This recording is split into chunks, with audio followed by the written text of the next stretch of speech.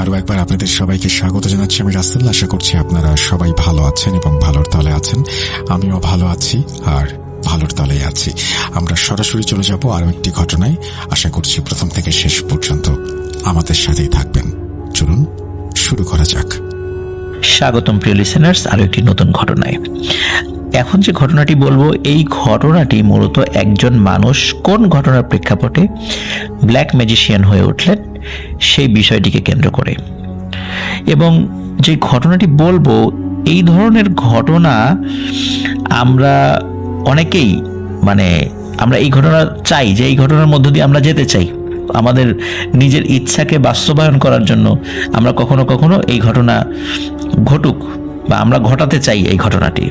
কিন্তু প্রিয় লিসেনার্স, আমি ঘটনাটি যদিও বলবো এবং সেই সাথে এর কিছু পরিণতির বিষয় বলবো, একদম বাস্তব পরিণতির কথা। এটা আমার নিজের দেখা একটা পরিণতি। তো আশা করছি এই ঘটনা শেষ পর্যন্ত ইনশাল্লাহ শুনবেন এবং আপনাদের ভালো লাগবে। আমি এই ঘটনাটি নিজের মতো করে বলতে পারতাম, নিজের মতো করে কিছু কথা আমি বলবো, তবে উনি যেভাবে পাঠিয়েছেন আমি সেভাবে আগে আপনাদেরকে শোনাতে চাই। আমি তখন ইন্টারে পড়ি। ছাত্র হিসাবে মোটামুটি ভালো ছিলাম। পড়াশোনার চাপে প্রেম নামক অধ্যায়ে পা রাখা হয়নি। কিন্তু কথায় আছে, মানুষ জীবনে একবার হলেও প্রেমে পড়ে। আমিও তার ব্যতিক্রম হলাম না। আমাদের গ্রামের এক পাড়া প্রতিবেশী কাকাতো বোনকে আমার ভালো লেগে যায়। তার নাম রূপা। সে ছিল যথেষ্ট সুন্দরী। সে ক্লাস 10-এ পড়ত। দিন যেতে লাগলো, আমার রূপার প্রতি ভালোবাসাও বাড়তে লাগলো। কিন্তু কিছুতেই তাকে ভালোবাসার কথাটা বলতে পারছি না। কিভাবে বলবো, বলার সাহসও হচ্ছে না। যদি রাজি না হয়ে উল্টো আমার বাসায় বলে দেয়, তখন হবে আরেক ঝামেলা। এদিকে না বলেও আমি থাকতে পারছি না। শেষমেশ উপায় না দেখে ওর এক বান্ধবী, যে আমার সম্পর্কে ভাতিজি হয়, তাকে দিয়ে আমার প্রেমের কথাটা রূপাকে জানালাম। জানানোর পরের দিন রূপা স্কুলে যাচ্ছিল। আমি রাস্তায় দাঁড়িয়েছিলাম। বলা বাহুল্য, স্কুলে যাওয়ার রাস্তাটা ছিল আমাদের বাসার কাছ দিয়েই। আমাকে দেখে রূপা ডাক দিল। আমি ভয়, লজ্জায় সব মিলিয়ে তার কাছে যেতেই আমাকে অনেক অপমান করলো আর বলল তার কথা যেন ভুলে যাই। এখানে বলে রাখি, রূপার বাবা ছিল আমাদের এলাকার বেশ ধনী একজন ব্যক্তি এবং আমাদের চেয়ে অনেক ধনী মানুষ। সেই কথা বলেও অনেক অপমান করলো। আমি অনেক কষ্ট পেয়ে বাসায় চলে এসে খুব কান্নাকাটি করলাম। লজ্জা, অপমান সবকিছু আমাকে দুমড়ে মুচড়ে দিচ্ছিল। এভাবে চলতে লাগলো কিছুদিন। আমার সবকিছু উল্টাপাল্টা হয়ে যেতে লাগলো। পড়াশোনা নষ্ট হয়ে যেতে লাগলো। এর মাঝে এক দাদার সাথে সব কথা শেয়ার করতেই তিনি আমাকে বললেন, আরে এটা নিয়ে এত চিন্তার কি আছে? সোজাভাবে হয়নি তো কি হয়েছে, বাঁকাভাবে রাজি করাবি। বলে রাখি, সেই দাদার সাথে আমি সবকিছু শেয়ার করতাম আর দাদা টুকটাক কবিরাজি করত। আমি বললাম, বাঁকাভাবে মানে? বাঁকাভাবে মানে কি আমি বুঝতে পারছিলাম না। তখন দাদা বললেন, বাঁকাভাবে মানে তুই তো প্রেমের প্রস্তাব দিয়েছিস, মেয়েটি রাজি হয়নি। এখন যদি সে তোকে প্রেমের প্রস্তাব দেয়, তাহলে বিষয়টা কেমন হয়? আমি বললাম, ধুর, এটা কি সম্ভব নাকি? আমাকে যেই কথাগুলো বলে অপমান করেছে, আমি তো কল্পনাই করতে পারি না যে সে আমাকে নিজে থেকে প্রেমের প্রস্তাব দেবে। এটা কখনোই হবে না। দাদা হেসে বলল, আরে হবে হবে, শুধু তোকে কিছু কাজ করতে হবে। আমি আগ্রহ নিয়ে বললাম, কি কাজ বলো, আমি সব করতে রাজি আছি। দাদা বলল, ব্ল্যাক ম্যাজিক করতে হবে। আমি ভয় পেয়ে গেলাম। বললাম, ব্ল্যাক ম্যাজিক করলে তো ও মারা যাবে। শুনেছি ব্ল্যাক ম্যাজিক করলে অনেক ক্ষতি হয়। দাদা হেসে বলল, আরে এটা মারার জন্য না রে, তাকে প্রেমে ফেলার জন্য। তখন আমি বললাম, বলো কি, ব্ল্যাক ম্যাজিক করে প্রেমেও ফেলা যায়? এটা কি সম্ভব? শুধু তো গল্প শুনেছি, এটা কি বাস্তবে হয় কখনো? তখন দাদা বলল, হ্যাঁ রে, হয়, এটা করা যায়, শুধু তোকে কিছু কাজ করতে হবে। আমি বললাম, ওর প্রেমের জন্য সব করতে পারবো, বলো আমাকে কি করতে হবে। দাদা বলতে শুরু করলো, প্রথমে তোকে শ্মশান থেকে একটি তুলসী গাছ এবং মানুষ পোড়ানো হাড্ডি এবং এই পোড়ানোর সময় অবশিষ্ট যে কয়লাগুলো থাকে, কিছু কয়লা এবং শ্মশানের মাটি আনতে হবে একটা নির্দিষ্ট রাতে গিয়ে। তারপর সেই মেয়ের চুল এবং জামার টুকরো আনতে হবে। পরে কি করতে হবে সেটা আমি বলে দেব। আমি এক বাক্যে রাজি হয়ে গেলাম, কোনো ধরনের দ্বিধা ছাড়াই। দিন যেতে লাগলো আর আমি সেই নির্দিষ্ট সময় অর্থাৎ অমাবস্যার শনিবার কিংবা মঙ্গলবারের অপেক্ষা করতে লাগলাম। আমার বেশি দিন অপেক্ষা করতে হলো না, কিছুদিন পর সেই সময় চলে আসলো। আমি শনিবার সন্ধ্যার পর সেই দাদার বাসায় চলে গেলাম। দাদা বলতে লাগলেন, শ্মশানে যাওয়ার সময় যাই হোক না কেন কোনো ভয় পাবি না, আর পেছন ফিরে তাকাবি না। তুলসী গাছ এক টানে তুলে ফেলবি। এখানে বলে রাখা ভালো, চিতার পাশে মানুষ পোড়ানোর পর একটা করে তুলসী গাছ পুঁতে আসে সবাই। কয়লা আর হাড় নিয়ে সোজা চলে আসবি, কোনো ভয় পাবি না, যাই ঘটুক না কেন। এখানে কিন্তু অনেক ভয়ানক বিষয় তোর সামনে চলে আসবে, কিন্তু মনে রাখবি কোনো রকমের ভয় পাওয়া যাবে না। এগুলো বলে দাদা আমার হাতে একটি তাবিজ বেঁধে দিল এবং বলল, এটা তোর শরীর বন্ধ রাখবে, খারাপ কোনো কিছু তোর ক্ষতি করতে পারবে না। যথারীতি রাত 12টার পর আমি শ্মশানের উদ্দেশ্যে হাঁটা দিলাম। বলে রাখি, আমার বাসা থেকে প্রায় 2 কিলোমিটার দূরে একটি শ্মশান রয়েছে। রাস্তায় তেমন সমস্যা হয়নি। হাঁটতে হাঁটতে শ্মশানের কাছে চলে এলাম। একটু সামনেই শ্মশান, চারদিকে শুনশান নীরবতা। শ্মশানের বড় বড় গাছগুলো যেন ঘুটঘুটে অন্ধকারে ছেয়ে আছে। আমি যথেষ্ট সাহসী ছিলাম, তাই কোনো ভয় না করে শ্মশানের এরিয়ায় যখনই ঢুকতে যাব তার আগে হুট করে কোথা থেকে একটা লোক এসে আমার পাশে দাঁড়ালো। আমি খেয়াল করলাম লোকটা একটু লম্বা, সাদা জামা পরা এবং বেশ বয়স্ক, 50-60 বছর বয়স হবে। আমাকে উদ্দেশ্য করে বলল, এখানে কি এত রাতে? যাও, চলে যাও, না হলে কিন্তু মহাবিপদে পড়বে। এই মহাবিপদ বলতেই লোকটা আবার হেঁটে চলে গেল। একটু পর দেখি লোকটা আর নেই। আমি ভাবলাম অন্ধকার তো, তাই হয়তো দূরে দেখা যাচ্ছে না, কিন্তু ভেবে পেলাম না কে এই লোক আর আমাকে এই কথা বলে চলে গেল কেন। আমি সেগুলো চিন্তা বাদ দিয়ে শ্মশানের ভেতর চিতার কাছে সরাসরি চলে গেলাম। আসার সময় ছোট্ট একটা লাইট নিয়ে এসেছিলাম যেন অন্ধকারে দেখতে সমস্যা না হয়। লাইট মেরে একটু খুঁজতেই একটা তুলসী গাছ চোখে পড়ে গেল। এতক্ষণ সব স্বাভাবিক ছিল, কিন্তু যেই না তুলসী গাছ এক টানে তুলেছি অমনি চারদিক থেকে ঝড়ো বাতাস বইতে শুরু করলো। মনে হচ্ছে সবকিছু উল্টাপাল্টা হয়ে যাচ্ছে। তখন একটু ভয় পেলেও নিজেকে সামলে নিয়ে চিতা থেকে কিছু কয়লা আর হাড্ডি নিয়ে সাথে রাখা ব্যাগে করে যেই আসতে শুরু করব তখনই বিকট এক শব্দে পেছন থেকে কেউ বলে উঠল, যাস নে, ওগুলো নিয়ে যাস নে, তোর ক্ষতি হবে, তুই বাঁচবি না, অনেক ক্ষতি হবে। কিন্তু শব্দের উৎস দেখতে পেছন ফিরে তাকাতেই দেখি বিভৎস এক মূর্তির মতো কিছু একটা আমার থেকে দূরে দাঁড়িয়ে চিৎকার করছে আর তার মুখ দিয়ে লালার মতো রক্ত গড়িয়ে পড়ছে। আমার ভেতরটা ভয়ে কেঁপে উঠল, কিন্তু নিজের উপর নিয়ন্ত্রণ রাখলাম। আমি জানি সেগুলো আমার কোনো ক্ষতি করতে পারবে না, কারণ আমার শরীর বন্ধ আছে। যখন শ্মশান থেকে বেরিয়ে আসলাম তখন একদম সব স্বাভাবিক, সারা পথে কোথাও কোনো সমস্যা হয়নি। আমি সেই জিনিসগুলো নিয়ে সোজা দাদার বাসায় চলে গেলাম। দাদাকে জিনিসগুলো দিয়ে আবার বাসায় চলে আসলাম। বাসার ফেরার পথেও কোনো সমস্যা হয়নি। এখন বাদ রইল মেয়ের চুল আর কাপড়, সেগুলো জোগাড় করে দাদাকে দিয়েছি। প্রিয় লিসেনার্স, আপনারা ভাবতে পারেন কিভাবে করেছি সেটি। আপনাদের মনে আছে সেই ভাতিজির কথা, যাকে দিয়ে প্রেমের প্রস্তাব দিয়েছিলাম? হ্যাঁ, সেই ভাতিজি আমাকে ওই মেয়ের কাপড় আর চুল জোগাড় করে দিয়েছে।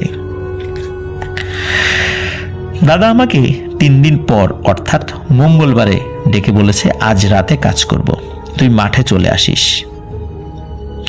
আমি ওইখানে থাকবো। বলে রাখি, আমাদের বাসার পাশে একটা ফাঁকা মাঠ বা বিল আছে। যথারীতি রাতে আমি সেখানে গিয়ে দেখি দাদা সেই মাটি দিয়ে একটা পুতুল বানাচ্ছে, মানে যেই মাটিটি আমি শ্মশান থেকে নিয়ে এসেছি। আমি যেতেই দাদা বলল, আরে এতক্ষণে এসেছিস, বস, এখন তোকেই লাগবে। আমি বললাম, আমি কি করব দাদা? বলতেই দাদা বলল, তোর রক্ত লাগবে। আমি অবাক হলাম, মানে আমার রক্ত? আমার রক্ত দিয়ে কি হবে? তখন দাদা বলল, আরে ভয় পাচ্ছিস কেন, আঙ্গুল থেকে 3 ফোঁটা রক্ত নিব। বলেই একটা সূচ দিয়ে খোঁচা দিয়ে আমার আঙ্গুল থেকে 3 ফোঁটা রক্ত নিয়ে সেই পুতুলে দিয়ে দিল। সাথে মেয়ের চুল আর কাপড় পুতুলের পেটে ঢুকিয়ে দিয়ে 3টা সুই নিয়ে কি কি মন্ত্র পড়ে সুইগুলো পুতুলের 2 চোখ আর পেটে ঢুকিয়ে দিল এবং বলল, নে নে বলে আমার হাতে পুতুলটা দিয়ে দাদা বলল, এখন সোজা কবরস্থানে যাবি। কবরস্থানে গিয়ে লাশ যেভাবে শুইয়ে রাখে, অর্থাৎ উত্তর দিকে মাথা এবং দক্ষিণ দিকে পা দিয়ে, সেভাবে একটা পুরাতন কবরের উপর পুতুলটা রেখে আসবি। আমি দাদার কথা মতো পুতুলটা কবরের উপর রেখে আসলাম। কবরস্থানে যাওয়ার সময়ও কোনো সমস্যা হয়নি, একদম স্বাভাবিক। তো পুতুলটা আমি রেখে আসি, কিন্তু এর পরদিন আমার প্রচুর জ্বর আসে, যা আমাকে অনেকদিন ভুগিয়েছে। কোনো ডাক্তারের ট্রিটমেন্টে কাজ হয়নি। পরে দাদা বুঝতে পেরে ঝাড়ফুঁকের মাধ্যমে আমাকে আল্লাহর রহমতে সুস্থ করে তোলে। যাই হোক, এর ঠিক 7 দিন পর ঘটে সম্পূর্ণ অবিশ্বাস্য একটি ঘটনা। রূপা আমাকে জানায় সেও আমাকে ভালোবাসে। প্রিয় লিসেনার্স, বিশ্বাস করুন, আমি নিজেকে বিশ্বাস করতে পারিনি যে রূপা আমাকে ভালোবাসে, এই কথাটা সে নিজের মুখে বলছে। কিছুদিন এভাবে যাবার পর রূপার পাগলামি বেড়েই যাচ্ছে। আমাকে ছাড়া সে কিছুই বুঝছে না, পড়াশোনা করছে না, সবসময় আমার কথা বলে এবং হুটহাট দেখা করতে চায়, যা ওর পরিবারও বুঝতে পারে।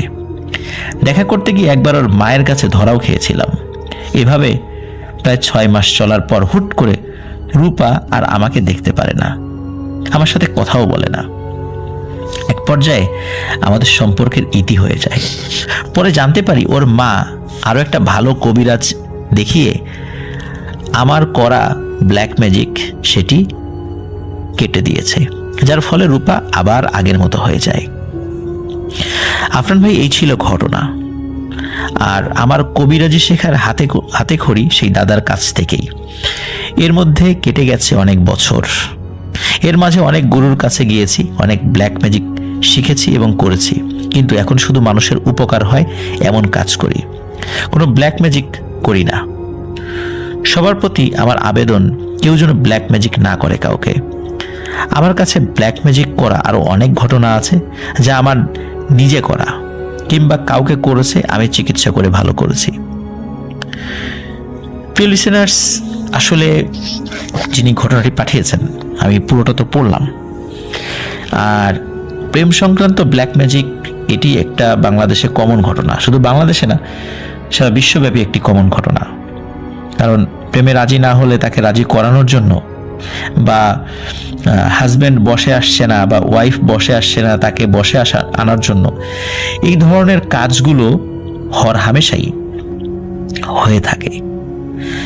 আর অধিকাংশ ক্ষেত্রেই এগুলোর কাজ হয় না, আবার অনেক ক্ষেত্রেই কাজ হয়। কিন্তু এখানে যে বিষয়টি আমি শুরুতে বলেছিলাম যে আপনাদেরকে আমি একটা বিষয় বলবো, সেটি হচ্ছে যে আমার খুব কাছের এক বন্ধু, আমি নাম বলবো না, তো সে কোনো ধরনের ব্ল্যাক ম্যাজিক ছাড়াই একটা মেয়েকে ভালোবেসে বিয়ে করেছিল। কিন্তু সমস্যা দেখা গেল যে ওই মেয়ের পরিবার অপেক্ষাকৃত ধনী, কিন্তু ওই মেয়ে কিছুতেই তার নিজের পরিবারের কাছে ফেরত আসবে না, মানে তার হাজবেন্ডের সাথে সে থাকবে। এখন তারা যখন সব চেষ্টা করে ব্যর্থ হলো, তখন তারা ফরিদপুরের এক ব্ল্যাক ম্যাজিশিয়ানের সাথে যোগাযোগ করলো এবং সেখানে চুক্তির মাধ্যমে অনেক টাকার বিনিময়ে নিজের মেয়ের উপরে ব্ল্যাক ম্যাজিক করে ওই মেয়ের হাজবেন্ডের কাছ থেকে ছাড়িয়ে এনে নিজের কাছে নিয়ে আসার চেষ্টা করে, মানে নিজেদের আবার বাবা মার কাছে নিয়ে আসার চেষ্টা করে। এবং এর মাঝখানে ঘটে অনেক ঘটনা, সেগুলো আমি বলতে চাচ্ছি না। কিন্তু এর ফলশ্রুতিতে যেটি হয়, তারা সফলও হয়, মেয়ে চলে যায়, তাদের সাথে ছাড়াছাড়ি হয়ে যায়, মানে ডিভোর্স হয়ে যায়। কিন্তু এর ফলে যে ঘটনাটি ঘটে সেটার প্রভাব ছিল খুবই মারাত্মক। ওই মেয়ের কিছু মানসিক সমস্যা দেখা দেয়, যেটা এখনো রয়েছে, এবং সে শারীরিকভাবে অসুস্থ। তো প্রিয় লিসেনার্স, আমি এই যে বিষয়টা বললাম মাত্র আমার নিজের দেখা, এখানে কিন্তু অনেক ব্যাপার রয়েছে, কিন্তু সঙ্গত কারণে আমি বিষয়টি ডিটেলসে বললাম না। কিন্তু এই বলা থেকে মানে যতটুকু আপনাদের কাছে মেসেজ দেওয়ার মানে উদ্দেশ্য ছিল, যে মেসেজটা আপনাদের কাছে পৌঁছাতে চাচ্ছি, সেটি হচ্ছে যে দেখুন, পিতামাতা তার নিজের মেয়ের উপর ব্ল্যাক ম্যাজিক করেছে নিজের মেয়ের ক্ষতির জন্য নয়, ভালোর জন্য, যেন চলে আসে। তো তাদের দৃষ্টিতে সেটা ভালো ছিল, আদতে সেটা ভালো ছিল কিনা, কারণ হাজব্যান্ড ওয়াইফের সম্পর্ক একটা পবিত্র সম্পর্ক, সেখান থেকে মানে কাটিয়ে নিয়ে আসা এটা মোটেও একটা ভালো সিদ্ধান্ত ছিল না। যাই হোক, তারা সেটা করেছে, এখন করার পর চলেও এসেছে। কিন্তু ওই যে ব্ল্যাক ম্যাজিক করেছিল, এই করার পর তার শারীরিক যে সমস্যাগুলো হয়েছে এবং মানসিক সমস্যাগুলো হয়েছে, এটি কিন্তু এখন লক্ষ লক্ষ টাকা খরচ হচ্ছে তার পেছনে, কিন্তু এই বিষয়গুলো থেকে সে পরিপূর্ণভাবে বের হয়ে আসতে পারছে না। এবং আমার ধারণা এই মেয়ে আর কখনো সুস্থ হবে না, যদি না আল্লাহ তাকে মানে তার বিশেষ অনুগ্রহ দিয়ে তাকে সুস্থ করেন। তাছাড়া কোনো মেডিকেল ট্রিটমেন্ট হোক বা কবিরাজি ট্রিটমেন্ট হোক, আর এর সুস্থ হওয়ার কোনো সম্ভাবনা নেই। কারণ হচ্ছে ব্ল্যাক ম্যাজিকের ফলে যে স্থায়ী ক্ষতিগুলো হয়, এই ক্ষতিগুলো থেকে আসলে আর কোনোদিনই মানে তার জীবদ্দশায় রিকভার করা সম্ভব হয় না বললেই চলে। খুব রেয়ার কেস যে এটা রিকভার করা যায়। লিসেনার্স, যদি কেউ ওপেন হার্ট সার্জারি অপারেশন করে, মনে করুন কারো কোনো গুরুতর অসুখ হয়েছে, হার্টে বা হার্টে ব্লক হয়েছে বা বিভিন্ন কোনো বিষয় হয়েছে, তো ওপেন হার্ট সার্জারি করার পর তিনি কি আবার সুস্থ, হয়তো বা সেই রোগ থেকে তিনি নিষ্কৃতি পেয়েছেন, কিন্তু তিনি কি আবার সুস্থ স্বাভাবিকভাবে তার লাইফ লিড করতে পারেন? তাকে সবসময় একটা নিয়মের মধ্যে দিয়ে যেতে হয়। আবার আগের মতো তিনি সবসময় চলতে ফিরতে পারেন না, বা চলতে ফিরতে পারলেও তাকে অনেক কিছু কন্ট্রোল করে চলতে ফিরতে হয়। তাহলে খেয়াল করুন যে অপারেশন করার আগে ওনার একটা অসুস্থতা ছিল, সেটা নাই, কিন্তু অপারেশন করার পর ওনার এমন কিছু সমস্যা দেখা দিয়েছে, উনি যতদিন জীবিত থাকবেন সেটা ওনাকে কন্ট্রোল করে যেতেই হবে। ঠিক ব্ল্যাক ম্যাজিকটাও তেমন, যদি আপনি ভালোর উদ্দেশ্যও করেন হয়তো বা সেই সমস্যাটা সলভ হবে, কিন্তু ব্ল্যাক ম্যাজিকের ফলে যে সমস্যাটার সৃষ্টি হবে সেটা কিন্তু আর কখনোই আপনার জীবদ্দশায় এটা যাবে না। এই জন্য আমরা কিন্তু অনেক সময় মানে এই ব্ল্যাক ম্যাজিকের চিন্তা করি, ব্ল্যাক ম্যাজিক শুধু কবিরাজ দিয়ে করায় তা কিন্তু না, এটা আমাদের একটা ভুল ধারণা। শুধু কবিরাজরা যে ব্ল্যাক ম্যাজিক করবে বিষয়টা এরকম না। অনেক সময় যে হুজুরদের কাছে আমরা যাই, হুজুররা যে তাবিজ লেখে, এই তাবিজগুলোও কিন্তু একটা ওয়ান কাইন্ড অফ ব্ল্যাক ম্যাজিকের পর্যায়ে পড়ে যেতে পারে। সবসময় যে পড়বে তা না, কিন্তু পড়ে যেতে পারে, হয়তো বা তাদের নিজের অজান্তেই তারা ব্ল্যাক ম্যাজিক করে ফেলছে। আমরা খালি চিন্তা করি ওই শ্মশানের মাটি আনা, হাড় আনা, এটা সেটা দিয়ে করলেই, কয়লা দিয়ে করলেই ব্ল্যাক ম্যাজিক হয় না। ব্ল্যাক ম্যাজিক তাবিজ দিয়েও করা যায়। ব্ল্যাক ম্যাজিকের শত শত ধরন রয়েছে, এই জন্য সাবধান। আপনি যে হুজুরের কাছে যাচ্ছেন, সেই হুজুর যে তাবিজটা দিচ্ছে সেটাও ব্ল্যাক ম্যাজিক হতে পারে, এটা আপনি নিজেও বুঝতে পারছেন না, এমনকি ওই হুজুর নিজেও বুঝতে নাও পারে। হতে পারে সেই বিষয়ে তিনিও ওয়াকিবহাল নন। এই জন্য বি কেয়ারফুল, আমরা এগুলো থেকে দূরে থাকবো। আমরা যদি বিশ্বাস করি তকদির ভালো এবং মন্দ আল্লাহ তাআলার তরফ থেকেই আসে, তাহলে আমরা আমাদের ভাগ্যে যেটা হয়েছে সেটাকে মেনে নিতে হবে। আর যদি সত্যি কেউ ব্ল্যাক ম্যাজিক করেও থাকে, পরীক্ষা নিরীক্ষা করে যদি সেটা প্রমাণিত হয়, তাহলে শরিয়া সম্মতভাবে রুকিয়া করে এই ব্ল্যাক ম্যাজিক থেকে ওই রুগীকে বের করে আনতে হবে। ব্ল্যাক ম্যাজিকে আক্রান্ত ব্যক্তিকে শরিয়া সম্মতভাবে চিকিৎসার নাম হচ্ছে রুকিয়া, এই রুকিয়া করতে হবে। যারা শরিয়া সম্মতভাবে রুকিয়া করেন তাদের কাছে গিয়ে ট্রিটমেন্ট নেওয়া জায়েজ আছে। প্রিয় লিসেনার্স, আশা করছি এই ঘটনা আমাদের জন্য একটা শিক্ষামূলক ঘটনা ছিল। আপনাদের সকলের কাছে এটি ভালো লেগেছে এবং যিনি পাঠিয়েছেন রাসেল ভাই, ওনাকেও ধন্যবাদ। ওনার ঘটনাটা আমাদেরকে পাঠিয়েছেন এবং আশা করছি ওনার কাছ থেকে আমরা ব্ল্যাক ম্যাজিক রিলেটেড আরো ঘটনা পাবো, কারণ অনেকেই ব্ল্যাক ম্যাজিক রিলেটেড ঘটনা শুনতে চান।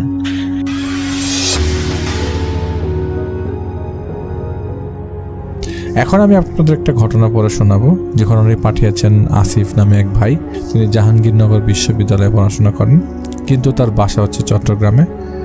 ঢাকায় তার একটা ছোটবেলার বন্ধু আছে রাকিব, যার সাথে তিনি একটা মেসে থাকেন।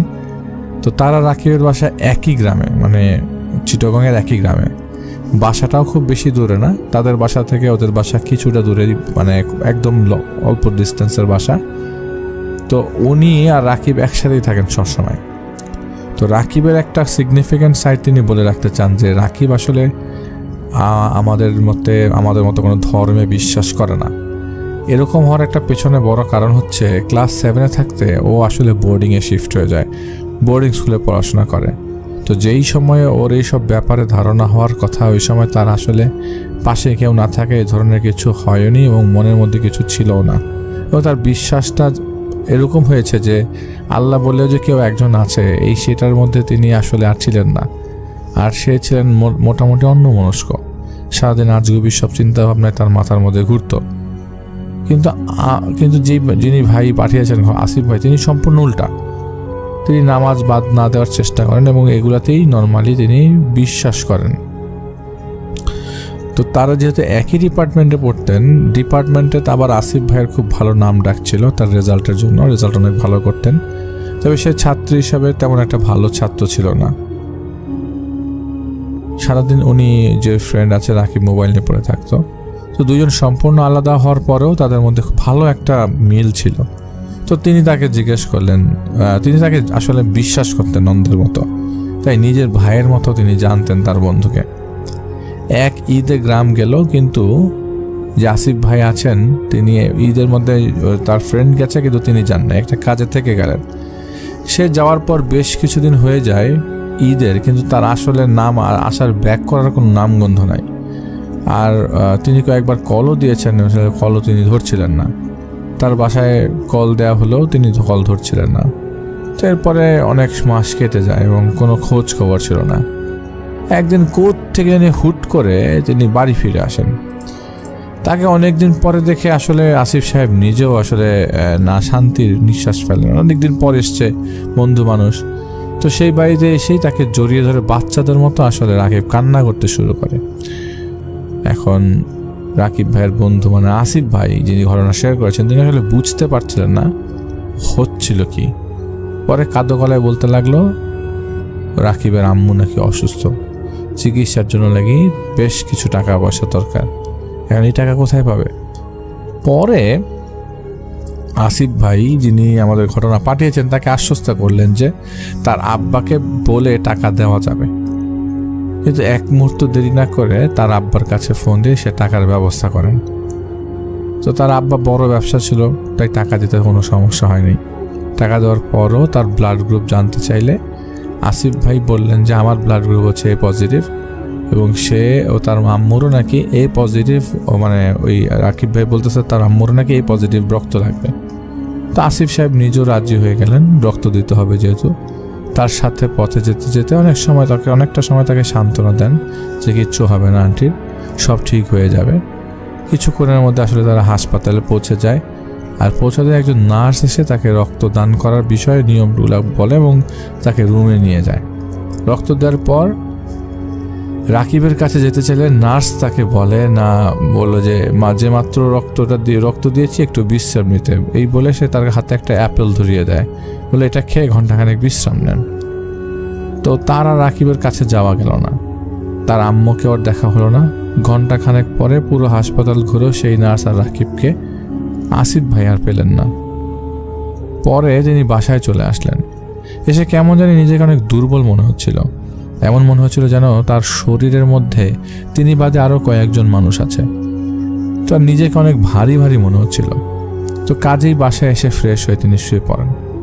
এরপর দিন থেকেই কেমন যেন তার দিনকাল বদলে যেতে শুরু করে। কেন জানা যায়নি, নিজেকে অনেক সময় দুর্বল মনে করছিলেন। তার এমন মনে হতো তার উপর 100 কেজির বোঝা, সেই বোঝাটা চাপিয়ে দেওয়া আছে, এগুলার ভারে তিনি নুয়ে পড়ছেন। এভাবে বেশ কিছুদিন যায়। রাকিব ভাইয়ের আর কোনো খোঁজ খবর নাই, সে কলও ধরছে না, কারোর সাথে যোগাযোগও করছে না। এখন তার আব্বুকে তার ব্যাপারটা জানানো হয় এবং তাদের বাড়িতে খোঁজ নেওয়া হয়। তা আব্বু খোঁজ নিয়ে জানায় আসিফ সাহেবের আব্বু যে তারা কেউ বাড়িতে নাই। তো তিনিও খুব আসলে চিন্তায় পড়ে যান, গেল কোথায় ওরা, কোনো কথা নাই, বার্তা নাই, হুট করে উধাও। তো এরকম অবস্থায় প্রায় 3 মাস কেটে যায়, রাকিব সাহেবের কোনো খোঁজ খবর নাই। হঠাৎ একদিন রাকিব সাহেব বাসায় আসে। তাকে দেখে মনে হচ্ছিল সে বহুদিন কিছু খায়নি।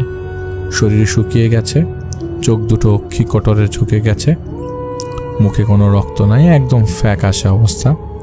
হাত মুখ পা যেন একেবারে রক্তশূন্য হয়ে শুকিয়ে কাঠ হয়ে গেছে। তাদেরকে দেখে তাদের মনে হতো যে সে কত রাত ঘুমায়নি। বলতে গেলে মনে হচ্ছিল সে একজন মৃত মানুষ তার সামনে দাঁড়িয়ে আছে, মানে আসিফ ভাইয়ের সামনে রাকিব দাঁড়িয়ে আছে। তো রাকিব সাহেব আসার পরেই আগে আন্টির কথা বলতে সে কান্না করে দিল, কাঁদো কাঁদো গলে বলতে থাকলো সেদিন টাকা নিয়ে গিয়ে যাওয়ার পর দেখে তার আম্মু আর নেই। এরপর থেকেই সে এরকম পাগল হয়ে গেছে। আসিফ সাহেব আর কথা বাড়ায়নি, তাকে ঘরে নিয়ে যায়। তো এরপর থেকে সবসময় সে একা একা বসে থাকতো, খাওয়া দাওয়া করতো না, শুধু রুমের এক কোণে বসে কি যেন সবসময় বিড়বিড় করতো তার ফ্রেন্ড রাকিব। তো আরেকটা জিনিস হচ্ছে, ও আসার পর থেকেই তাদের রুমটা সবসময় ঠান্ডা থাকতো। বাইরে প্রচণ্ড গরম থাকলেও রুমের ভিতর ফ্যান ছাড়তে হতো না, এত ঠান্ডা থাকতো। আবার কিছুদিন ধরে সবাই আসিফ সাহেবের সাথে কেমন যেন একটা ব্যবহার শুরু করলো, মানে তাদের ব্যবহার, সবার মধ্যে একটা ব্যবহারের চেঞ্জেস দেখা গেল। মানে অনেকেই তার দিকে এক দৃষ্টিতে তাকিয়ে থাকে, মানে আসিফ সাহেবের দিকে, তার পরিবারের পরিজনরা। আবার অনেকেই তাকে দেখে দূরে চলে যায়, যেন কি না কি দেখে ফেলেছে। আর আসিফ ভাই রাকিবকে নিয়ে বাইরে যেতে হতো, একটু হাঁটাহাঁটি করতো। একদিন বিকালে রাস্তা দিয়ে যাচ্ছে, তো তার চোখের তার এক ক্লাসমেটকে তারা দেখে বললো যে রাতে ঘুমাচ্ছে নাকি, কি করে সারা রাত। তাদের একটা ক্লাসমেটের সাথে রাস্তায় দেখা আর কি। চোখে নিজে অবস্থা কেন, রাতে একটু ঘুমানোলে শরীর তো খারাপ করবে। তো এই বলে সে চলে গেল। কিন্তু অবাক করার বিষয় হচ্ছে তাদের সাথে যে আরেকজন আছে, সে এটা খেয়ালই করল না যে সে রাকিবকে দেখেই নেই। ওই দিন তার আবার এলাকার মসজিদের ইমাম সাহেবের তাকে দেখে বলেন সবকিছু ঠিকঠাক আছে কিনা। তিনি বললেন হ্যাঁ সবকিছু ঠিকঠাক আছে। তো তিনি বললেন যে হুজুর বললেন যে না, তুমি ঠিক নাই, তোমার চোখ দেখলেই বোঝা যায়, মনে হয় নামাজ কালাম পড়া বাদ দিয়ে দিয়েছ, তাই বুঝিয়ে অবস্থা হয়েছে। আবার নামাজ পড়া শুরু করো, রাতে ঠিক মতো ঘুমাও, এই বলে তিনি চলে গেলেন। তো আসিফ সাহেবও বাসায় চলে আসেন, অনেক চিন্তায় পড়ে যান যে আসলে কি হচ্ছে তার সাথে। কিছুক্ষণ পরে এশার আজান দিল। তো নামাজ পড়ে এসে খাটের উপর শুতেই চোখের সামনে অনেক আজে বাজে জিনিস আসলে ভেসে উঠছিল। তিনিও সহ্য করতে না পারে চোখ খুলতেই দেখে যে রাকিব তার সামনে বসে আছে এবং এক দৃষ্টিতে তাকিয়ে আছে। চোখ দিয়ে মনে হচ্ছে যেন তাজা রক্ত গড়িয়ে পড়ছে। এটা দেখে আসিফ সাহেব খাট থেকে উঠে তার কাছে যেতেই সেই মুহূর্তেই উধাও হয়ে গেল। সবকিছু যেন নিমেষের মধ্যেই ঘটে গেল। আসিফ সাহেব তার দৃষ্টিভ্রম ভেবে আবারও শুয়ে পড়লেন। পরদিন সকালে তাদের বাসা যেয়ে খালি রান্না করে তিনি তার কাছে জানতে এলেন যে আজকে কতজনের খাবার রান্না করতে হবে। তো তিনি তো প্রতিদিনের মতো বলে 8 জনের। এটা শুনে তিনিও মুখটা কেমন করে যেন করে করে চলে গেলেন। কিছুক্ষণ পরে বাসার অন্য সবাই তার রুমে এসে তাকে জিজ্ঞেস করলো যে আমি কেন 8 জনের রান্না করতে বলছি, আমরা তো 7 জন। তাদের কথা শুনে মোটামুটি আসিফ সাহেব আকাশ থেকে পড়লেন। তো তিনি বলেন কি তোমরা যে রাকিবকে দেখতে পাচ্ছ না, তারা তার দিকে মানে আসিফ সাহেবের দিকে তাকিয়ে রইল, যেন তিনি কি না কি ভুল বলেছে।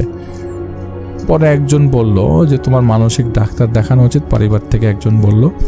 এই বলে সবাই রুম থেকে চলে যায়। আসলে আসিফ সাহেবও বুঝলো না তার সাথে আসলে কি ঘটছে। সাথে সাথে তিনি তাদের মসজিদের ইমামের সাহেবের কাছে চলে যায়, তার কাছে একদম শুরু থেকে সব ঘটনা বলে। তিনি সব কিছু শুনে আসিফ সাহেবকে বলেন যে হয়তো কোনো বদ জিন তার ক্ষতি করার চেষ্টা করছে, এই জন্য মনে হচ্ছে। এই বলে তিনি তাকে একটা ভয়েস দিলেন যে সেখানে বেশ কিছু আঘাতে আয়াত তিলাওয়াত ছিল। এটা তাকে দিয়ে বলেন যে রাতে যাতে এটা শুনতে শুনতে ঘুমায় অথবা এটা ছেড়ে ঘুমিয়ে যায়। তার কথা মতো তিনিও জিনিসটা তার কথা মতো সারলেন। সেদিন রাতে যখন ঘুমাতে যাবে তখন হুজুরের কথার মতোই সেই তিলাওয়াত শুনতে শুনতে তিনি শুয়ে পড়েন। পরের দিন সকালে তাদের বাসা যেই খালা রান্না করতো তিনিও তার কাছে জানতে এলেন যে আজকে কতজনের খাবার রান্না করতে হবে। তো তিনিও বলেন প্রতিদিনের মতো 8 জনের। এটা শুনে তিনিও মুখটা কেমন যেন চোর করে চলে গেলেন। কিছুক্ষণ পর বাসার জন্য অন্য সবাই আসলে আসিফ সাহেবের রুমে এসে তাকে জিজ্ঞেস করলো তিনি কেন 8 জনের খাবার রান্না করতে বলেছে। তাকে 7 জন। তাদের কথা শুনে তিনি রীতিমতো আকাশ থেকে পড়লেন। তিনি বললেন যে তোমরা রাকিবকে দেখতে পাচ্ছ না? তারা তার দিকে তাকিয়ে অবাক হয়ে দৃষ্টিতে তাকিয়ে রইল, যেন আমি কি না কি বলে ফেলেছি, এরকম টাইপের আর কি। পরে একজন বলল তোমার মানসিক ডাক্তার দেখানো উচিত। সবাই রুম থেকে চলে গেল। তিনিও বুঝলো না তার সাথে কি ঘটছে। এর মধ্যে সাথে সাথে মসজিদের ইমাম সাহেব চলে এসছে। তার কাছে একদম শুরু থেকে সব কিছু বললেন। তিনি সব কিছু বললেন হয়তো বদ জিন তাকে ক্ষতি করতে চেষ্টা করছে, এই জন্য এমন হতে পারে। এই বলে তিনি তাকে একটা ভয়েস দেন। আর ইমাম সাহেব যে ভয়েসটা দেন সেটা তারা আসলে রেখে দেয় এবং সেদিন রাতে যখন তারা ঘুমাবে তখন হুজুরের কথা মতো তিলাওয়াত শুনতে শুনতে ঘুমাবে। তো মাঝরাতে ঘুম ভাঙতে দেখে যে রাকিব তার খাটের এক কোণায় বসে বসে কি যেন বিড়বিড় করছে আর কিছুক্ষণ পর পর গোঙানি দিচ্ছে। তো এরপরেই সে খাট থেকে এক ক্লাফে রুমের ফ্লোরের উপর বসে সেখানে রক্ত বমি করে। সেই বমির সাথে সাথে আরও অনেক কিছু বের হয়ে আসলো। এগুলো দেখে আসলে আসিফ সাহেব নিজেও ঠিক থাকতে পারল না। তিনি ওয়াশরুমে দৌড় দিলেন এবং বমি করলেন। তিনি দেখলেন তার বমির সাথে রক্ত বের হচ্ছে। এটা দেখে তিনি বেশ ভয় পেয়ে যান, কারণ বমির সাথে রক্ত বের হওয়াটা কোনোভাবেই শারীরিকভাবে খুব ভালো কন্ডিশন না। তো পরক্ষণে যখন রুমে আসেন, রুমে এসে দেখে রাকিব রুমে নাই, রুমের কলিং বেল বাজছে। তিনিও ভয়ে ভয়ে দরজা খুলে দেখে একজন লম্বা লোক বিশাল বড় পাঞ্জাবির মতো আলখেল্লা পরা বলল যে আপনাদের বিপদ হতে পারে, তাই নাকি তাকে ইমাম সাহেব পাঠিয়েছে। এখন যেহেতু ইমাম সাহেবের রেফারেন্স দিয়েছে তাই তিনি তাকে ভেতরে আসতে বলে। তো রুমে ঢুকেই তিনি আগে হুজুরের দেওয়া সেই তিলাওয়াত বন্ধ করলেন। এরপর মেঝেতে একটা পেন্টাগন আঁকলেন এবং সেগুলোর প্রতি প্রত্যেকটা কোণে একটা করে বড় মোমবাতি জ্বালালেন আর একদম মাঝে একটা ছাগলের কাটা মাথা রাখলেন এবং অন্য কোনো এক ভাষায় মন্ত্র পড়তে শুরু করলেন। তারা সব কাজ দেখে আসলে আসিফ সাহেবের বমি চলে আসলো। আসলে এক্সপেক্টেড না, এই কাজ করার জন্য তাকে ডাকা হয় নাই। তো তার রক্ত বমিটা হয়ে যায় আমার, রক্তের আগের তুলনায় বেশি লাল। তো বমি করার পরে যখন আয়নার দিকে তিনি তাকান আসিফ সাহেব, তখন তিনি দেখেন আয়নায় বিভৎস চেহারায় রাকিব তার দিকে তাকিয়ে আছে আর বলছে মরবি, তুইও মরবি। তো আসিফ ভাই যে পরিমাণ কষ্ট পেয়েছে তুইও পাবি, তুইও মরবি, এই বলে আবারও উধাও হয়ে গেল। তো আসিফ ভাই ভয়ে ভয়ে সেখান থেকে বের হলেন এবং ততক্ষণ ওই হুজুরের কাজ প্রায় শেষ। তো তিনি আসলে আসিফ ভাইকে একটা ফল দিয়ে বললেন এটা খেতে। তিনিও স্বাদ পাচ্ছে না ভেবে ফলটা খেয়ে নেয়। এরপর হুজুর বললেন যে আর কোনো সমস্যা হবে না, এই বলে তিনি চলে গেলেন। তিনিও দরজা লাগিয়ে শুয়ে পড়লেন। এমনিতেই তার অনেক দুর্বল লাগছিল নিজেকে। সকালে উঠে সবার আগে ইমাম সাহেবের সাথে তিনি দেখা করেন এবং তাকে ধন্যবাদ জানান। তো তিনি তাকে বলেন কিসের হুজুর, কিসের লোক? তিনি তো তার বাসা চিনেনই না, তার বাসায় কোত্থেকে তিনি জানবেন? কাকে তিনি ঠিকানা পাঠিয়েছেন? তিনি তো কাউকে ঠিকানা দেন নাই। তিনি বাসা চিনে না, তার কাকে আন্দাজে ঠিকানা দেবে? আর তিনি জিজ্ঞেস করলেন যে তিনি যে তিলাওয়াত শুনেছে ওটাকে তিলাওয়াত শুনেছে কিনা। তো তিনি বলেন ওই লোক এসে তো সেই তিলাওয়াত বাইরে ফেলে দিয়েছে। ইমাম সাহেব এটা যখন শুনলেন তখন বললেন যে তিনি বুঝে গেলেন যে কি ঘটেছে, আসিফের সাথে কালকে রাত্রে কি ঘটেছে এটা তিনি আন্দাজ করে ফেললেন। তিনি বললেন তার উপর কোনো জিন আসর করেছে। পরে তিনি বললেন যে ভালো কোনো কবিরাজের কাছে যেতে তিনি এইসব ব্যাপারে জড়াতে চান না। ইমাম সাহেব বলছেন তো সেদিন তিনি ইমাম সাহেবের কথা শুনে গ্রামে চলে যায়। সেখানে গিয়ে দেখেন আরেকটা ঘটনা। তার আম্মা বলছেন যে তিনি নাকি আরও প্রায় 7 দিন আগে বাড়িতে এসেছে। তো তার নাক হাত মুখ ধুয়ে শুকিয়ে একেবারে শক্ত শূন্য হয়ে গেছে। তার আম্মা মনে করছিলেন যে হয়তো পড়াশোনার চাপে এমন হয়েছে, তাই একটু মন ভালো করার জন্য তিনি গ্রামে এসছে। তা আসলে কিন্তু তা না। তিনি আরও বললেন যে এবার তিনি কেমন যেন হয়ে গেছে। তো কেমন বলতে বলতে তিনি বললেন যে তিনি আগের প্রতিবার এসে যেমন নামাজ কালাম পড়তেন, কোরআন পড়তেন, এবার এরকম কিছুই হয়নি, এসব কিছুই করেনি। এমনকি তিনি নাকি এবার এসে আজানের শব্দ সহ্য করতে পারছিলেন না। মানে আসিফ ভাই আজান দিলেই নাকি পাগলের মতো শুরু করতেন। আবারও যেই রুমে থাকতেন সেই রুম নাকি সবসময় অসম্ভব ঠান্ডা থাকতো। তো তিনি নাকি সারাদিন বাড়ির সামনে নিম গাছের নিচে বসে থাকতো এবং আরবিতে কি যেন বিড়বিড় করতো, শুধু বিড়বিড় করতো। তো তার আম্মা ডাক দিলে নাকি অনেক রাগ দেখাতো। তিনি কোনো খাওয়া দাওয়া একদমই করতেন না। সারাদিন শুধু নিম গাছটার তলায় ছায়ার মধ্যে বসে থাকতেন। আর সন্ধ্যা হলেই কোথায় যেন বের হয়ে তিনি অনেক রাত করে বাড়ি ফিরতেন। একদিন দুপুরবেলা একজন মুরব্বী তাদের বাড়ির পাশ দিয়ে যাচ্ছিলেন। তিনি তাদের বাড়ির পাশ দিয়ে যাওয়ার সময় তো তার রুমের দিকে প্রায় ঘন্টাখানেক এক দৃষ্টিতে তাকিয়েছিলেন। এইটা আবার তার আম্মা দেখে ফেলে এবং তার আম্মার দেখে ব্যাপারটা সন্দেহ মনে হয়। তিনি তার আব্বাকে বলেন যে এই লোকটা তো এরকমভাবে তাকিয়ে আছে, তুমি জিজ্ঞেস করো। তো তার আব্বা গিয়ে লোকটাকে জিজ্ঞেস করতে তিনি বললেন যে এই ঘরে শয়তানের বাস আছে, সে খুব শীঘ্রই তোমাদের ক্ষতি করবে, বাঁচতে চাইলে এই ঘর থেকে বের হয়ে যাও, একে এর ঘর থেকে বের করো। তো আব্বা তার কথা শুনে লোকটাকে নিছক পাগল বলে তাকে আসলে মোটামুটি তাড়িয়ে দিতে চায় এবং লোকটি আবারও বলে তোদের আমার দরকার পড়তে পারে, সবসময় পুরাতন মসজিদের পেছনে থাকি, ওখানে গেলে আমাকে পেয়ে যাবি। এই বলে লোকটা চলে যায়। এবং তাদের এলাকায় একটা মসজিদ আছে, এটা নাকি অনেক বছর আগের এবং এটা নাকি মাটির নিচ থেকে একাই উঠে এসেছিল। আর এখনও কোনো কিছু মানত করলে নাকি সেখানে পূরণ হয়। তো যাই হোক, আম্মার কাছে এই কথাগুলো শোনার পর আমি যেন আকাশ থেকে পড়লাম। তো উনি এরকমভাবে যে আমি আকাশ থেকে পড়লাম। তার আম্মাকে একবার প্রথম থেকে সব কিছু তিনি খুলে বললেন। এইসব শুনে তার মা একদম ট্রমাটাইজড হয়ে যায়, হাওমা করে কাঁদতে থাকে আর বলেন যে এতদিন তাহলে তারা কিসের সাথে ছিল। সো এইসব কথা শুনে তার আব্বা আর চাচা ওই লোকটাকে খুঁজতে বের হয়। তো তাকে তাদের বাড়িতে নিয়ে আসা হয়। তো তিনি যখন আসেন তাদের বাড়িতে, তাদের সামনে বসানো হয় এবং তাকে বসানো হয় এবং প্রথম থেকে সব কিছু তিনি বলেন। তো সব কিছু শোনার পর উনি চোখ বন্ধ করে কি যেন পড়ার পরে তার মাথায় তিনি হাত রাখেন। এরপর সব কিছু বলতে শুরু করলেন যেন কেন হচ্ছে এসব তার সাথে। তো মোটামুটি এমন কিছু অবাস্তব কথা তিনি বলেন যা অনেককেই অপ্রস্তুত করে দেয়। তিনি বলেন যে তোর উপর তোর বন্ধু রাকিবের কালো জাদু আছে, সে তোকে জিনের কাছে বলি দিয়েছে। আর মজার ব্যাপার হচ্ছে তুই নিজেই তোর বন্ধুকে কালো জাদু করতে সাহায্য করেছিস তোর রক্ত আর টাকা দিয়ে। তো তার কথা আসলে ওনার বিশ্বাস হচ্ছিল না। তো তিনি তাকে জিজ্ঞেস করলো যে সে কেন, আসিফ সাহেব জিজ্ঞেস করলেন যে কেন আমার উপরে কালো জাদু করবে, আমি তার কি ক্ষতি করেছি।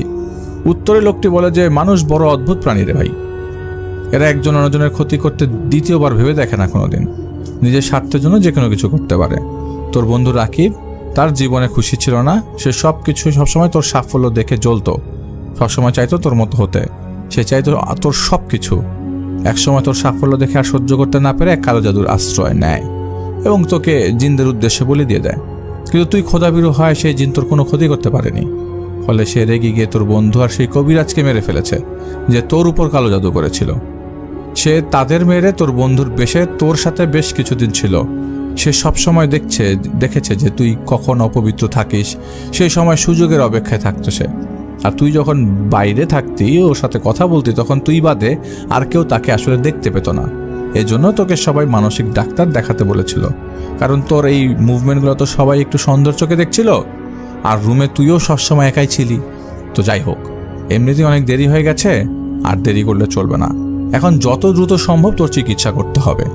এই বলে তিনি তার আব্বুকে বললেন যে 2টা লাল রঙের 2টা খাসি, 4টা মোরগের ব্যবস্থা করতে হবে। তো তার আব্বা পরের দিন এসব ব্যবস্থা করে। পরের দিন উনি আসার সময় সাথে করে একটা কালো বিড়াল নিয়ে আসে এবং আরও কিছু মোমবাতি নিয়ে আসেন। তার উপর রুকিয়া করা শুরু হয় তার উপর। তিনি সর্বপ্রথম বাসায় এসেই সেই বিড়ালটাকে ছেড়ে দেন তো বিড়ালটা সারা বাড়ি ঘুরে মোট 19টি জায়গা শনাক্ত করে, যেখানে ছিল 3টা দরজা আর 4টা জানালা। পরে কার্পেন্টারকে ডেকে সেগুলো খোলা হয় এবং সেখান থেকে বেশ কিছু তাবিজ বের করে নিয়ে আসা হয়, যেগুলোতে আরবি ভাষায় বেশ কিছু জিনিস লেখা ছিল। আরবি বললে ভুল হবে, মূলত আরবি লেখা ছিল কিন্তু উল্টোভাবে। আর তিনি সারা বাড়ি থেকে মোট 35টা তাবিজ বের করেন। পরে আব্বাকে বলেন যে এগুলো ঘরের উঠোনে পুড়িয়ে ফেলতে হবে আর সেই ছাগল আর মোরগ আশপাশের কোনো এতিমখানায় দান করে আসতে। আব্বাও তার কথা মতো সব কিছু করে। এরপর তিনি ওই আসিফ সাহেবকে নিয়ে একটা রুমের ভেতরে যান এবং সব মহিলাদেরকে বাইরে বেরিয়ে যেতে বলেন। তো তাকে একটা রুমে নিয়ে বসানো শুরু হয় এবং শুরু করলেন রুকায়ার মূল কাজ। যখন তিনি এই কাজগুলো করছিলেন তখন আসিফ সাহেব অজ্ঞান ছিলেন, তাই বাকি কাহিনীগুলো তার আব্বা তাকে বলেছিল। তো তিনি যখন অজ্ঞান হয়ে যায় তারপর তিনি তার উপর সেই জিনটা হাজির করেন। তার সাথে লম্বা একটা সময় অনেকক্ষণ কথা বলা হয় যে সে কে কোত্থেকে এসছে। সবশেষে তিনি যখন বলেন যে তাকে ছেড়ে দেওয়ার জন্য, তখন সেই জিন নানাভাবে তাকে আঘাত দিতে শুরু করে। পরের সেই লোকটা তার শক্তির সাহায্যে জিনটাকে কাবু করে একটা বোতলে ভরেন এবং মাথায় বেশ কিছু মাটি লাগিয়ে তার উপর কিছু পানি ছিটিয়ে দেন। এরপর নাকি 3 দিন তার জ্ঞান একদমই ছিল না। জ্ঞান ফেরার পরে তাকে বেশ কিছু আমল শিখিয়ে দেওয়া হয় আর বলা হয় যে কোনোদিন যেন নামাজ না ছাড়া হয় এবং সবসময় আল্লাহর উপর যেন ভরসা রাখা হয়। এরপর থেকে তিনি আর সমস্যার সম্মুখীন হয়নি এবং আজও রাকিবের সেই চেহারাটা তিনি দেখতে পান। আসলে কি তিনি ঠিকই বলেছিলেন, মানুষ অনেক অদ্ভুত প্রাণী যার মন বোঝা অনেক কঠিন। এই ঘটনার পর থেকে তিনি আর কারোর উপর তেমন একটা বিশ্বাস করতে পারে না। রাকিবের জন্য মায়া হয়, কিন্তু এগুলো সে কেনই বা করতে গেল। তিনি এটাও বলেছেন যে তার বাবা গত 22/5/2022 তারিখে মৃত্যুবরণ করেছেন। তার বাবা একজন সহজ সরল মানুষ ছিল, নামাজি মানুষ ছিলেন। তার বাবার জন্য, আসিফ সাহেবের বাবার জন্য সবার কাছে দোয়া চেয়েছেন। ধন্যবাদ আসিফ ভাই, আপনার ঘটনার জন্য আমরা আপনার ঘটনাটি প্রচার করে ফেললাম এবং আপনার বাবার জন্য আমরা সবসময় দোয়া করি এবং আপনার কাছেও আমরা কিছু ঘটনা চাই এবং আপনি যখন সময় করে পারবেন আমাদেরকে ঘটনা পাঠিয়ে দেবেন। এই ধরনের কিছু কেসের মধ্যে একটা কেস হচ্ছে আমার খুব ঘনিষ্ঠ একটা বন্ধুর কেস বলা যায়। আমরা যখন বন্ধুবান্ধবরা পাশ করে, আমি যেমন ডেন্টিস্ট্রি পাশ করেছি, আমার বন্ধুবান্ধবরা অন্যান্য এলাকার ফ্রেন্ডরা বলা যায় কি তারা যখন তাদের গ্র্যাজুয়েশন শেষ করে, তো প্রত্যেকটা মানুষেরই তো একটা এইম ইন লাইফ থাকে। তো আমরা যখন গ্র্যাজুয়েশন কমপ্লিট করি সবাই নিজ প্রফেশনের কাজের ক্ষেত্রে আমরা আসলে একটু মনোযোগী হই। আমার ওই বন্ধুরা আসলে একদমই স্কুল বলা যায় যে ওই যখন একদম স্কুলে থাকি তখন থেকে আমার সাথে বন্ধুত্ব। একসাথে আমরা অনেক জায়গায় গিয়েছি। আমি বাসার সাথে কবুতর পালতাম, তো ও মাঝে মধ্যে আমার বাসার সাথে আসতো। তো যাই হোক, ও আসলে ওই গ্র্যাজুয়েশন কমপ্লিটও ঠিক মতো করতে পারেনি। ওর ইউনিভার্সিটিতে বেশ কিছু সেমিস্টার বাকি ছিল এবং সবচেয়ে আশ্চর্যজনক কথা হচ্ছে ও আসলে অ্যাডিক্টেড হয়ে গেছিলো, যেটা আমরা কোনো কল্পনা করতে পারিনি। আর ওর স্কুলে, ও যে স্কুলে পড়তো সেখানে ক্লাসে সবসময় ফার্স্ট হতো, ভালো একটা স্টুডেন্ট ছিল, কিন্তু ড্রাগ অ্যাডিক্টেড হয়ে গেল। তো ওর সাথে পরে আর তেমন যোগাযোগ ছিল না আমার। আমি জানতে পেরেছি আমার আরেকটা বন্ধুর মাধ্যমে যে ও আসলে পড়াশোনার কন্টিনিউ করতে পারেনি এবং বন্ধু বান্ধবরা যখন একটু ভালো পজিশনে চলে গেছে, ও আর কোনো কিছু করতে পারলো না। ব্যবসা বাণিজ্য যাই করেছে, ওর মাঝখান দিয়ে মশলার ব্যবসা করেছে, গরম মশলার ব্যবসা করেছে, সেগুলি নাকি লস খেয়েছে, বিদেশে পাঠিয়ে বেশ ভালো টাকা লস খেয়েছে।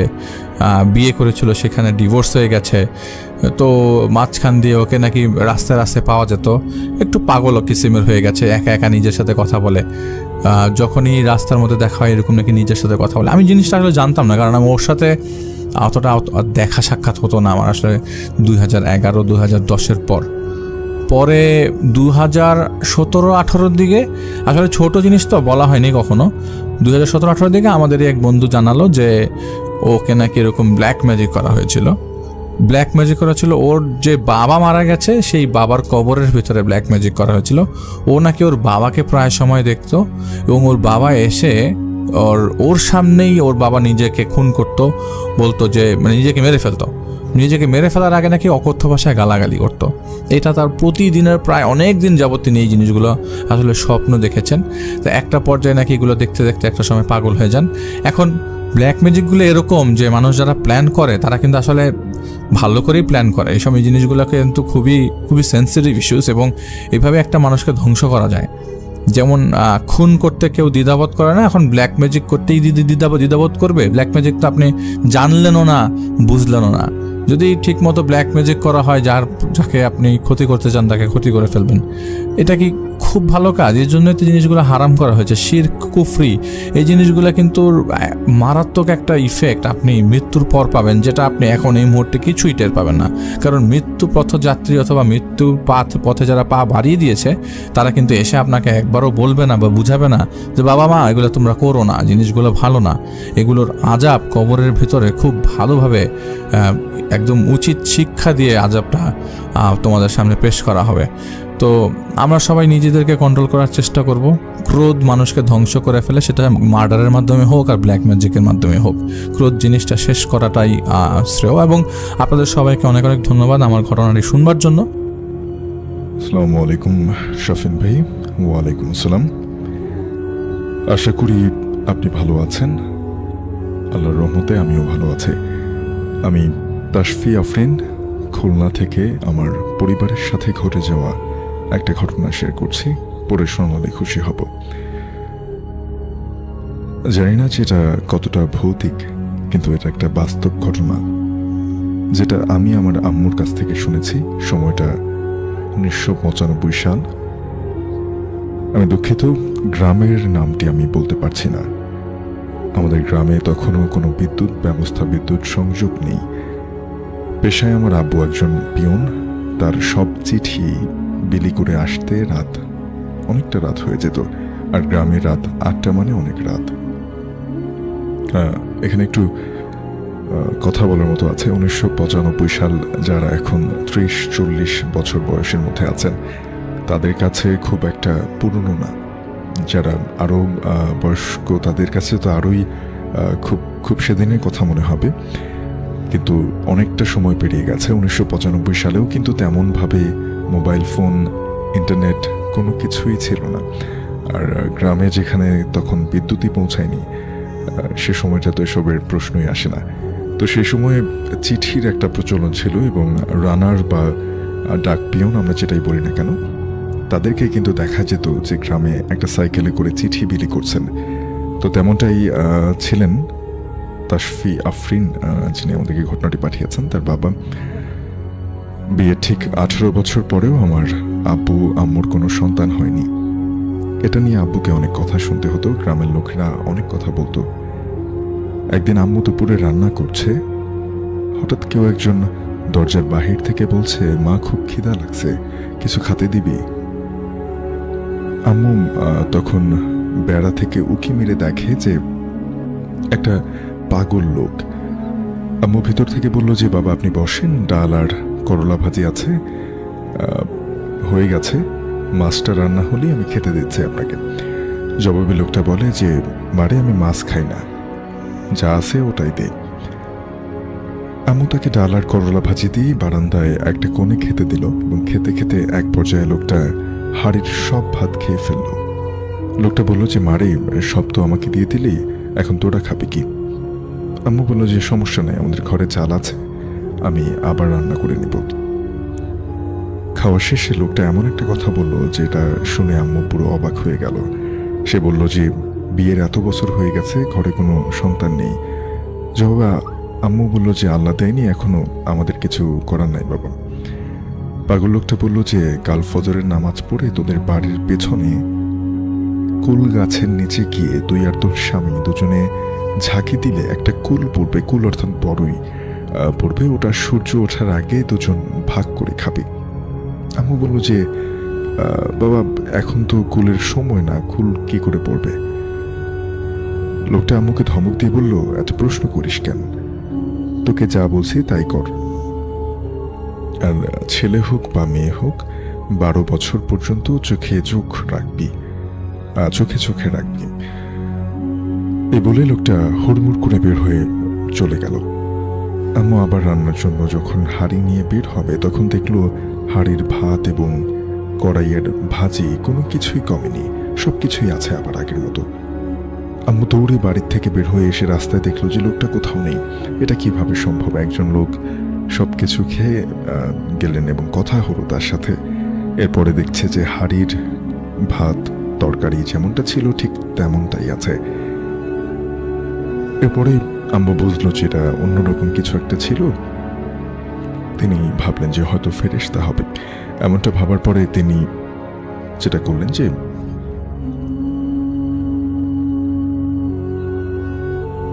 সেই লোকের কথা মতো আব্বু আম্মু ফজরের নামাজ শেষ করে দুজনে সেই কুল গাছটা নিচে গেলেন এবং দুজনে ঝাঁকি দিলেন, আর একটা বড় আকারের কুলও পড়ল।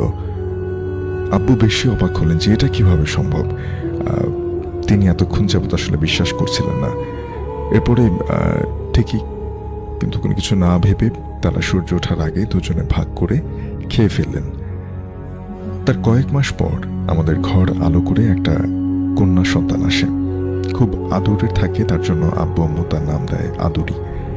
আস্তে আস্তে বড় আব্বু হতে থাকে খুব চালাক প্রকৃতির, এজন্য তার কোমরে ঝুনঝুনি বেঁধে দেওয়া হয়। এখন সে যেখানেই যায় ঝুনঝুন আওয়াজ হয়।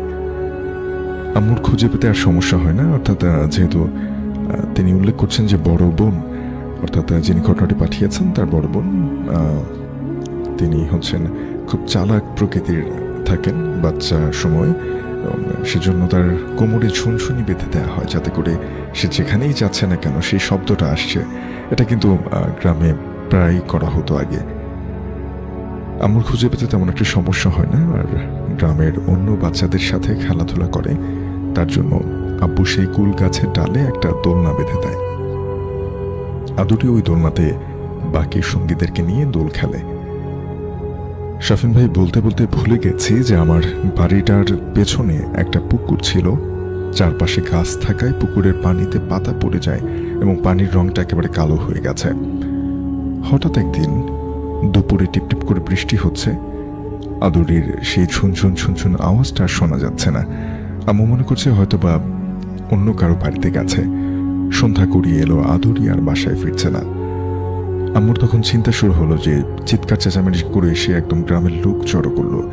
সবাই এসে এরপরে পুকুরের যখন কোথাও পেল না তখন পুকুরে জাল ফেলে, কিন্তু অনেক দেরি হয়ে গেছিল। পুকুর থেকে উদ্ধার করা হয় যে আদুরির লাশ। তখন আম্মু সন্তান সম্ভাবনা থাকার কারণে চিৎকার করে জ্ঞান হারিয়ে ফেলে। রাতে আব্বু এসে আদুরিকে বাড়ির পেছনের বাগানে কবর দেয়। ঘটনাটা এরপরও চলতে থাকে। কিছুদিন পর আম্মু রাতে ঘুমালে শুনতে পেত কে যেন উঠান থেকে গুটি গুটি পায়ে হাঁটছে, আর সেই ঝুনঝুন আওয়াজটাও আসছে। এমন কয়েকদিন শোনা যায়। তারপর আব্বুকে বলে যে তুমি কি শুনছো? আমার মনে হচ্ছে আমাদের আদুরি বাইরে হাঁটে। আব্বু বলল যে মেয়ের এমন মৃত্যু তুমি ভুলতে পারছো না, এজন্য এমনটা শুনছো। আম্মু এমনটা মনের ভুল মনে করে ঘুমিয়ে যায়। আব্বু একদিন চিঠি দিয়ে আসতে একটু বেশি রাত হয়ে গেছে। টর্চ লাইটের টিপ টিপ আলো নিয়ে বাড়ি ফিরছে। বাড়িতে ঢুকতেই দেখলো একটা আলোর ঝলক বারান্দা দিয়ে দৌড়ে বাগানের দিকে চলে গেল। আম্মু ভয় পাবে ভেবে আব্বু আর কোনো কিছু জানায়নি তাকে যে সে এমনটা দেখলো। বাড়িতে আসলো, দেখলো যে একটা আলোর ঝলক করে বাড়ি থেকে বের হয়ে সে বাগানের দিকে গেল। ওই রাতে আব্বু প্রথম সেই ঝুনঝুন ঝুনঝুন আওয়াজটা শুনতে পায়।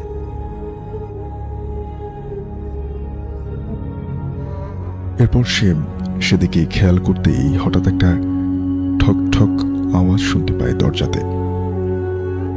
এটা শুনে আম্মুর ঘুম ভেঙে যায়। আব্বু ভাঙা গলায় বলে যে কে ওখানে। দরজার ওপাশ থেকে কে যেন কাঁদো কাঁদো গলায় বলে যে আব্বু আমি আদুরি। এটা শুনে আব্বু আম্মু দুজনই চমকে যায়। আব্বু দরজাটা খুলতেই দেখলো সেই একই রকমের একটা আলোর ঝলক। সেটা দৌড়ে বাগানের ভেতরে আদুরির কবরের কাছে গিয়ে মিটমিট করে নিভে গেল। আমাদের বাসার পাশে রতন কাকুদের বাসা। সে একদিন আব্বুকে ডেকে বলে, শাহজালাল, আমি প্রায় প্রতিদিন রাতেই যখন বাইরের থেকে আসি আমি দেখি যে একটা আলো তোমার মেয়ের কবরের কাছে মিটমিট করে চলে। তোমরা কি মোমবাতি জ্বালাও কবরের কাছে? আব্বু কোনোভাবে তার কথাটা এড়িয়ে এলো। আমাদের বাসায় থেকে হাসপাতালে যেতে 1 ঘন্টার মতো সময় লাগে। রাতে প্রসব যন্ত্রণায় আম্মু কাতরাতে থাকে। আব্বু একটা ভ্যান ডেকে আম্মুকে নিয়ে হাসপাতালে যায়। রাত 3টার দিকে আবারও আরেকটা কন্যা সন্তানের আগমন ঘটে। আব্বু যখন বাসায় বিভিন্ন জিনিস নিতে আসে তখন দেখে যে কেউ একজন অপেক্ষা করছে।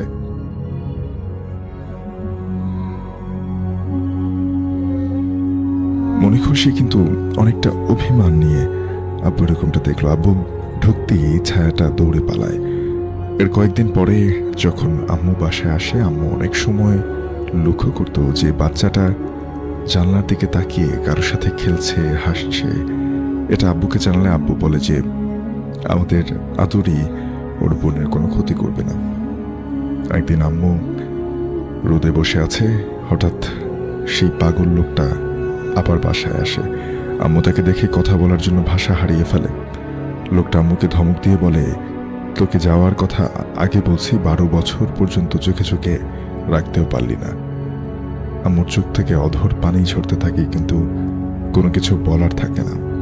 পরে পাগল লোকটা বলে যে ওর জানাজাতে কোনো কিছু ভুল ছিল, আবার খতমে জানাজা পড়াই দিয়ে ওর আত্মাকে মুক্তি দে বলে লোকটা চলে গেল। পরে আব্বু হুজুর ডেকে আবার আদরের জানাজা পড়ান। তারপর থেকে আর এমন শব্দ শোনা যায়নি। জানি না কতটুকু গুছিয়ে লিখতে পেরেছে, কিন্তু ঘটনাটি আমার পরিবারের আর আমি পরে জন্ম নেয়া সেই ছোট্ট মেয়ে পড়ে শোনালে খুশি হব। আম্মু ঘটনাগুলো যখন বলছিলেন তখন তিনি বারবার কেঁদে ফেলছিলেন। ঘটনাটি পাঠিয়েছেন আমাদেরকে তাশফি আফরিন, খুলনা থেকে। এই কাহিনীটি আমি শুনেছিলাম আমার এক মামার কাছ থেকে, যিনি কর্মসূত্রে রেলের একজন গার্ড ছিলেন। ইনি প্রথম জীবনে মালগাড়ির গার্ড ছিলেন, পরবর্তীকালে এক্সপ্রেস ট্রেনের গার্ড হন এবং বর্তমানে তিনি অবসর জীবনযাপন করছেন। তো তার মুখ থেকে শোনা এই কাহিনীটা। তো একবার মালদা থেকে উনি কয়লা বোঝাই একটি মালগাড়ি নিয়ে আসবেন পশ্চিমবঙ্গেরই আরেকটি জায়গায়। তো সেই সময়ে মালগাড়ির গার্ডদের কামরায় কিছুই থাকতো না, থাকতো শুধু একটা লণ্ঠন আর একটা পেন্সিলের টর্চ, লাল সবুজ ফ্ল্যাগ আর একটা মেমো করার জন্য বই, এছাড়া কিছু থাকতো না। তো সেই কারণে তিনি খাবার জলটুকু পর্যন্ত নিতে গেলে স্টেশনে দাঁড় করিয়ে সেটার জন্য আমার মেমো দিতে হতো যে কেন দাঁড় করালাম। সেই সব ঝামেলার থেকে মুক্তি পাওয়ার জন্য এনারা প্রচুর জল নিজেদের সঙ্গে ক্যারি করতেন।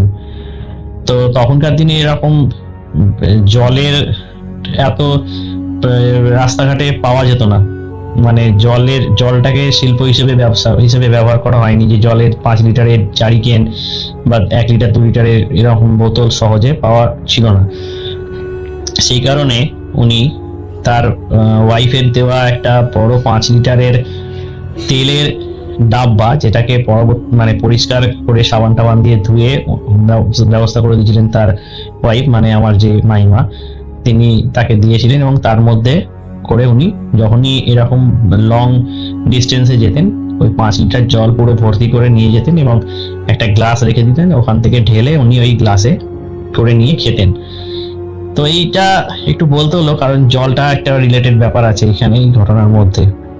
তো এরকম যেতে যেতে একবার একটা জায়গায় ট্রেনটা সিগন্যাল না পেয়ে দাঁড়িয়ে গেছে। তো সেইখানে একটু বিহারি অধ্যক্ষ, মানে ওখানে নন বেঙ্গলিরাই বেশি বাস করে, সেরকম একটা জায়গায় দাঁড়িয়ে গেছে। তবে তখন রাত্রির অনেক, প্রায় 12:30 একটা হবে সেই সময় রাত্রি। এবং সেই সময় আর একটা এক্সপ্রেস ট্রেনকে পাস করাবে পাশ দিয়ে, সেটা মামা জানতেনও, কারণ ওই সময় ওই ট্রেনটা পাস করে এবং এখান দিয়ে উনি বহুবার এই সময় ট্রেন নিয়ে গেছেন, যে কারণে ওদের জানাশোনা লোকদর্পণে যে কোন সময় কি আছে না আছে, তো উনি জানেন কোন ট্রেনটা যাবে। তো সেই এক্সপ্রেস ট্রেনটাকে পাস করিয়ে দেওয়ার জন্যই এই ট্রেনটাকে দাঁড় করানো হয়েছে, সেটাও তিনি বুঝতে পেরেছেন। তো এই অবস্থায় জল তেষ্টা পেয়েছে, তো তিনি জল খাওয়ার জন্য গ্লাসে যথারীতি ওই 5 লিটারের ডাব্বা থেকে জল ঢেলে তিনি জল যেই খেতে আরম্ভ করেছেন, যে জল শেষ করেছেন খাওয়াটা, অমনি একটা নাকিচুরি গলায় মহিলা কণ্ঠে বাইরে থেকে কে যেন একটা বললো, আমাকেও একটু দে না রে, এরকম করে নাকিচুরি গলায় পড়লো। তো এটা শুনে উনি একটু চমকে উঠলেন যে এটা আবার কি, আমার কামরায় তো আমি ছাড়া কেউ নেই, আর এরকম অন্ধকার আবার কেউ বদমাইশি করে উঠে বললো নাকি। তো ওনার ওই হাতের কাছে টর্চটা ছিল, টর্চটা মেরে উনি ভেতরে দেখলেন যে না কিছু নেই। তো তারপরে যথারীতি খুবই জল তেষ্টা পেয়েছিল বলে আরো 1 গ্লাস জল ঢেলে উনি খেলেন। খেয়ে যেই গ্লাসটিকে রাখতে যাবেন আবার শুনতে পেল যে আমায় দিলি না, আমাকে জল দে, নাকি শুধু গলা করে। তো সেটা শুনে এবার তিনি নিশ্চিত হলেন যে না, এটা কোনো একটা ভয়ের কিছু হতে চলেছে, কারণ গোটা জায়গায় কিছু নেই, অথচ এরকম।